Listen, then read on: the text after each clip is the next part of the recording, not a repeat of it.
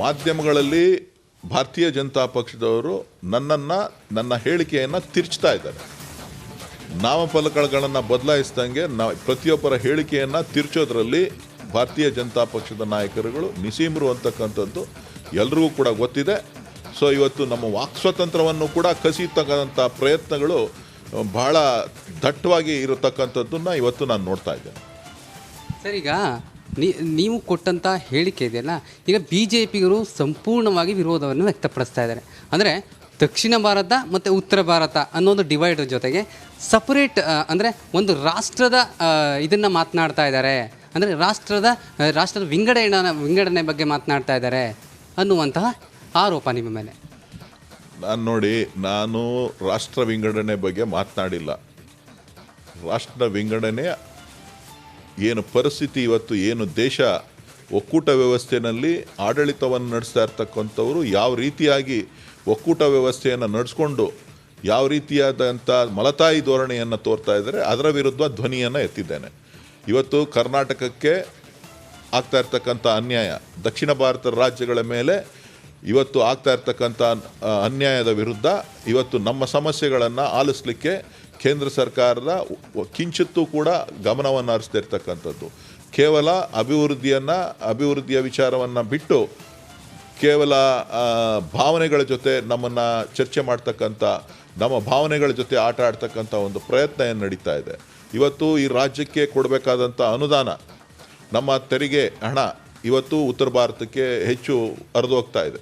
ಇದು ಯಾರ ಹತ್ರ ಪ್ರಶ್ನೆ ಮಾಡಬೇಕು? ಯಾರು ಕೊಡ್ತಾರೆ ನಮಗೆ? ಬರ ಪರಿಸ್ಥಿತಿ ಇದೆ, ಈ ರಾಜ್ಯದಲ್ಲಿ ಬರ ಪರಿಸ್ಥಿತಿ ಇದೆ. 20 ತಾಲೂಕುಗಳನ್ನು ಬರಪೀಡಿತ ತಾಲೂಕುಗಳು ಅಂತ ನಾವು ಘೋಷಣೆ ಮಾಡಿದ್ದೀವಿ. ಬರಕ್ಕೆ ಹಣ ಕೊಡಿ ಅಂತ ಕೇಳಿದ್ರೆ ಅಂಗಲಾಚ್ತಾ ಇದ್ದಾರೆ. ಮುಖ್ಯಮಂತ್ರಿಗಳು 2 ಬಾರಿ ಬಂದು ಕೇಳಿದ್ದಾರೆ, ಉಪಮುಖ್ಯಮಂತ್ರಿಗಳು ಕೇಳಿದ್ದಾರೆ, ರಾಜ್ಯದ ಮಂತ್ರಿಗಳು ಕೇಳಿದ್ದಾರೆ, ಅಧಿಕಾರಿಗಳು ಕೇಳಿದ್ದಾರೆ.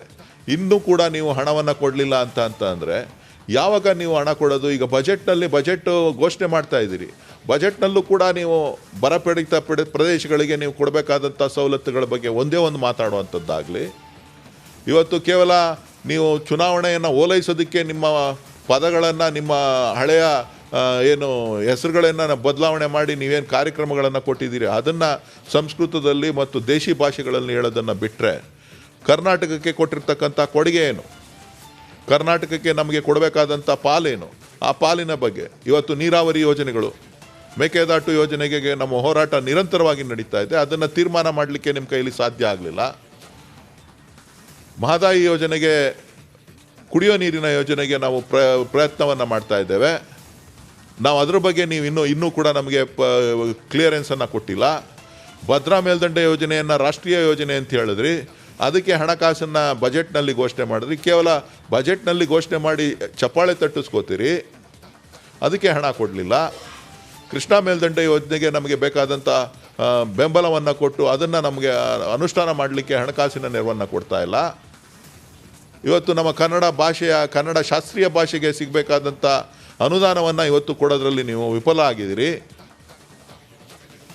ಈ ರೀತಿಯಾಗಿ ಒಂದೊಂದಲ್ಲ, ಕನ್ನಡ ಧ್ವಜ ನಾವು ಬೇಕು ಅಂತ ಕೇಳಿದ್ವಿ.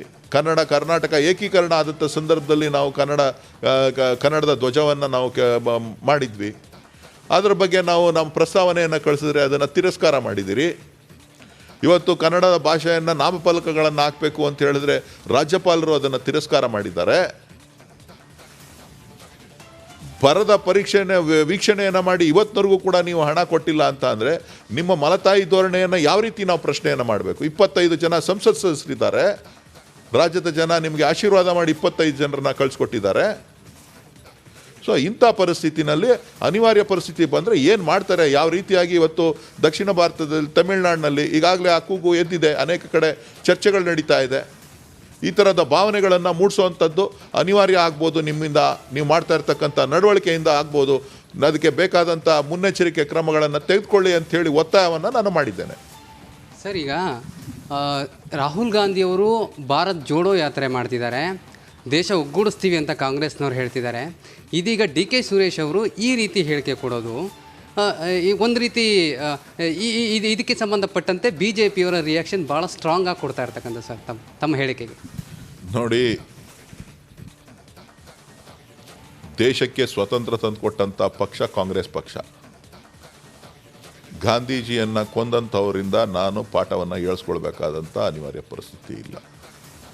ನಾವು ಭಾರತೀಯರು, ನಾವು ಕನ್ನಡಿಗರು, ಭಾರತ ಒಕ್ಕೂಟ ವ್ಯವಸ್ಥೆಯಲ್ಲಿ ಕೆಲಸ ಮಾಡ್ತಾ ಇದ್ದೇವೆ. ನಮಗೆ ಸಂಸ್ಕೃತಿ ಇದೆ. ನಮ್ಮ ಸಂಸ್ಕೃತಿಯಲ್ಲಿ, ನಮ್ಮ ಒಕ್ಕೂಟ ವ್ಯವಸ್ಥೆಯಲ್ಲಿ ನಾವು ಬಲಿಷ್ಠವಾಗಿ ಈ ದೇಶವನ್ನು ಕಟ್ಟಬೇಕು ಅಂಥೇಳಿ ಕಾಂಗ್ರೆಸ್ ಪಕ್ಷದ ನಾಯಕರಾದಂಥ ರಾಹುಲ್ ಗಾಂಧಿಯವರು ಕೆಲಸ ಮಾಡ್ತಾ ಇದ್ದಾರೆ. ಆ ಭಾರತ್ ಜೋಡೋ ಯಶಸ್ವಿ ಆಗ್ತಾ ಇದೆ.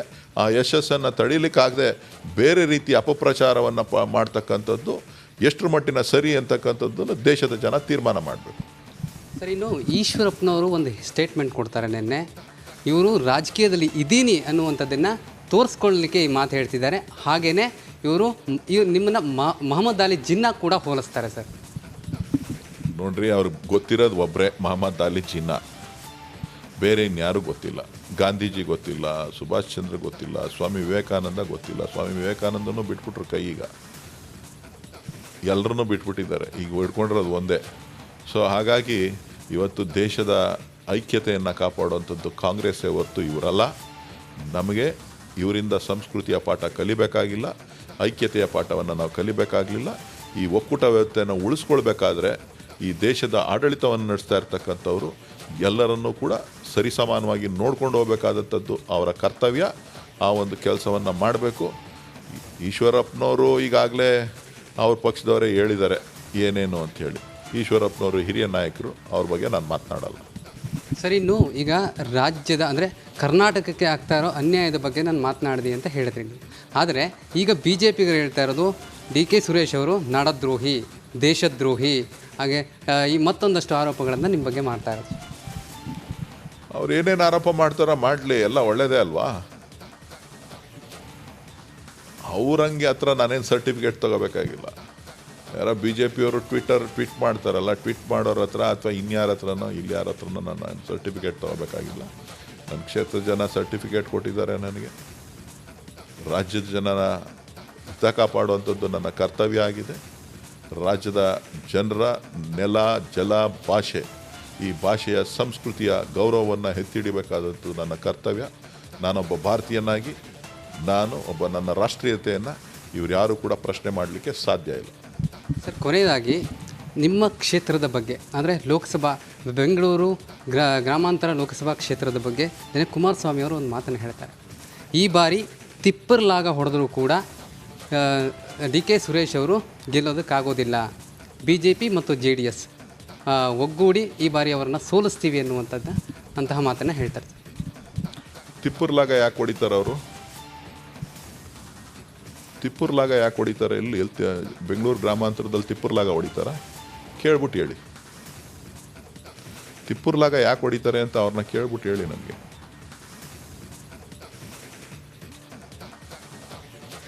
ಹೇಳ್ತಲ್ಲ, ತಿಪ್ಪರ್ಲಾಗ ಯಾಕೆ ಹೊಡಿತಾರೆ ಅಂತ ಕೇಳ್ಬಿಟ್ಟು ಹೇಳಿ.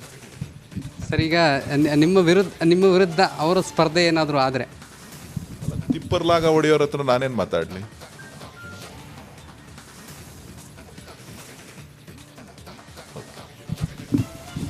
ಇದಿಷ್ಟು ಸಂಸದ DK ಸುರೇಶ್ ಅವರ ಮಾತಾಗಿತ್ತು. ಕ್ಯಾಮ್ರಾ ಪರ್ಸನ್ ಪ್ರಮೋದ್ ಜೊತೆ ನಟೇಶ್ ರಾಜಣ್ಣ, ರಿಪಬ್ಲಿಕ್ ಕನ್ನಡ, ನವದೆಹಲಿ.